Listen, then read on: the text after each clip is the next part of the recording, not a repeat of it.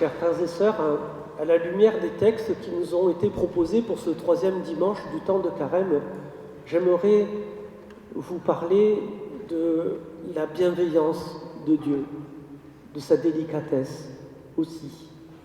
En effet, vous avez entendu dans ce passage de la première lecture ce signe étonnant dont Moïse va être témoin avec ce buisson-là qui est embrasé, qui flambe, mais le feu ne le consume pas. Le feu ne le brûle pas, le buisson. Le buisson n'est pas détruit dans l'opération. Voilà un signe étonnant. Moïse lui-même va être fortement interpellé par ce signe-là. Frères et sœurs, ça c'est le signe de la présence de Dieu dans nos vies et dans nos cœurs. Si chacun de nous était un buisson, et si ce feu, c'est l'Esprit de Dieu, parce que rappelez-vous, à un autre moment où on nous parle comme d'un feu qui descend sur les apôtres, c'est à Pentecôte. Vous vous rappelez de ce passage où on voit comme des langues de feu qui descendent sur les apôtres. Les apôtres n'ont pas été consumés dans l'opération. Et chaque fois que le Seigneur vient résider en nous, comme il va le faire tout à l'heure dans le pain de l'Eucharistie que nous allons manger, vous le savez bien, aucun de nous ne ressort consumé, embrasé. Un beau signe qui nous est donné là, qui nous est proposé pour nous rappeler que le Seigneur est délicatesse, le Seigneur est tendresse, et quand il vient demeurer en chacun de nous, c'est pour notre bien, c'est pas pour nous brûler. Premier point très intéressant à souligner, me semble-t-il. Deuxième point, vous avez remarqué dans le passage de la première lecture, toujours, comment Dieu se définit quand on lui demande son nom. Pour toi, Moïse, je suis le Dieu de ton père, le Dieu d'Abraham, le Dieu d'Isaac, le Dieu de Jacob. Regardez comment Dieu se définit à partir des relations qu'il a tissées avec d'autres personnes avant Moïse. Dieu se définit sur la relation, cette relation d'amour, d'alliance, qu'il veut tisser avec chacun de nous aussi.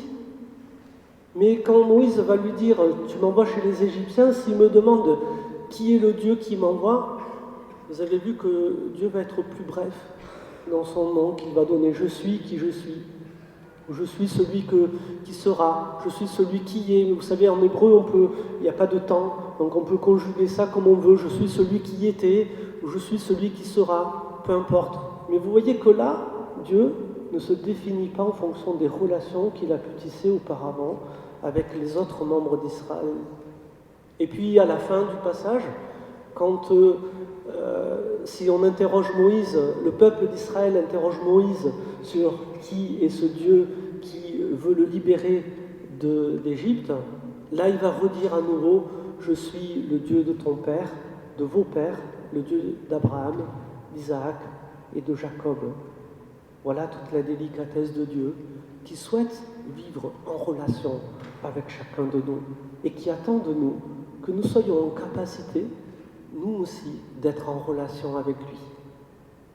Ensuite, un autre point que j'aimerais souligner, toujours à partir de la première lecture, on voit aussi la délicatesse de Dieu qui se préoccupe de son peuple. J'ai vu la misère de mon peuple, j'ai entendu les cris de mon peuple. Vous le savez, quelquefois, dans nos existences, dans nos vies, nos prières peuvent devenir aussi des cris vers Dieu, selon les épreuves, des difficultés que l'on peut traverser. Entendons bien ce que Dieu dit à Moïse là. J'ai vu la misère de mon peuple, j'ai entendu le cri de mon peuple. Mais vous le voyez, la délicatesse de Dieu, elle va se positionner au fait, aussi dans le fait de ne pas intervenir lui directement, comme un despote pourrait le faire. La délicatesse de Dieu va être de solliciter des Moïse, des prophètes et d'autres personnes pour être des relais de sa présence auprès de ceux vers qui il les envoie. C'est pour cela, frères et sœurs, que nous aussi, nous pouvons être quelquefois, et je l'espère beaucoup plus que quelquefois, les messagers de cette délicatesse et de cette bienveillance de Dieu. Même si on ne s'appelle pas Moïse, vous savez que le Seigneur nous choisit pour être les témoins de cette tendresse, de cette délicatesse de Dieu, pour aller en être les messagers et la porter à d'autres. Une belle mission qui nous est confiée à tous, pas qu'aux prêtres, aux religieux ou aux religieuses. Depuis le baptême, il en est ainsi. Le Seigneur a mis en nous son esprit pour que nous soyons les messagers de sa miséricorde. Enfin, dernier signe de la délicatesse et de la bienveillance de Dieu, nous la trouvons dans l'Évangile.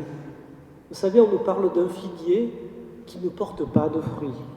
Il n'y a rien de pire, frères et sœurs, que cela. Un figuier, symboliquement, c'est quelque chose de très fort. C'est censé représenter le rabbi, celui qui enseigne. Dans la Bible, c'est un symbole, le figuier. Ce n'est pas juste un arbre, hein. C'est celui qui enseigne, le rabbi. Et ici, eh bien, l'enseignement ne porte pas de fruits. Il n'édifie pas, il n'est pas entendu, il n'est pas écouté. Et vous voyez, la tentation, c'est de le couper, ce figuier. Mais nous pouvons là aussi retrouver la délicatesse de Dieu à l'image du vigneron qui va dire à son maître « Attends un an encore. Moi, je vais pêcher, je vais creuser la terre là sous les racines du figuier pour mettre du fumier, parce que souvent la conversion, elle se situe là, dans nos racines, pour que ce figuier puisse, on lui donne ses chances pour qu'il puisse porter son fruit. Alors ne désespérons pas, frères et sœurs, quand nous traversons des périodes de sécheresse. À l'image du vigneron, Dieu est celui qui va s'occuper de chacun de nous, celui qui va creuser la terre, celui qui va creuser les racines même de notre existence, qui va venir les visiter pour que nous aussi, nous puissions porter toujours des fruits. Mais attention, les fruits que le Seigneur attend de nous sont les mêmes que celui que lui nous donne. Ça veut dire que si le Seigneur prend soin de nous, clairement, il attend de nous que nous aussi, nous faisions preuve de la même patience que lui, de la même délicatesse que lui, de la même bienveillance que lui, de la même miséricorde que lui.